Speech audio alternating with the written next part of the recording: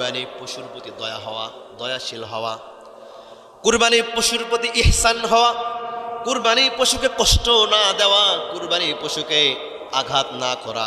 আমরা অনেক সময় দেখি কুরবানির জন্তুকে যখন জবাই করবে তার বাড়ি থেকে কুরবানির জন্তুকে শিশরে ঠেলতে ঠেলতে ধাক্কাইতে কুরবানির স্থান পর্যন্ত নিয়ে যায়। এরকম আস্থানে নাই আছে। আবার দেখা যায় অনেক ব্যক্তি তার ছুরির মধ্যে, তার চাকুর মধ্যে ধার নাই, এরপর ওই চাকু দ্বারা, ওই ছুরি দ্বারা কুরবানির জন্তু জবাই করে। আল্লাহ রাসূল সাল্লাল্লাহু আলাইহি ওয়াসাল্লাম বললেন যে ছুরিতে ধার নাই, যে চাকুর মধ্যে ধার নাই, ওটাতে কুরবানি জবাই করো না।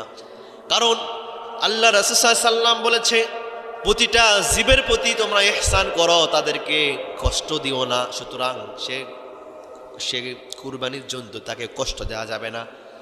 আমার প্রিয় ভাইরা, আল্লাহ রাসূল সাল্লাল্লাহু আলাইহি ওয়াসাল্লাম বললেন কুরবানির জন্তুকে যত অল্প সময়ে জবাই করা যায়, যে যত অল্প সময়ে জবাই করা যায় অত উত্তম। আল্লাহ রাসূল সাল্লাল্লাহু আলাইহি ওয়াসাল্লাম আরও বললেন ওই কুরবানির জন্তু যারা আল্লাহ রাব্বুল আলামিনকে খুশি করার জন্য যারা জবাই দিবে, এই ব্যক্তিদেরও নফল সওয়াব আল্লাহ পাক দান করবে। ওই কুরবানির জন্তুকে দ্বারা যারা কুরবানির জন্তুর পা, সামনের পা, পিছের পা যারা ধরবে, কুরবানি দেওয়ার সাহায্য করবে, আল্লাহ রাব্বুল আলামিন ওই বান্দাদেরও আমলনামায় সওয়াব দান করবে।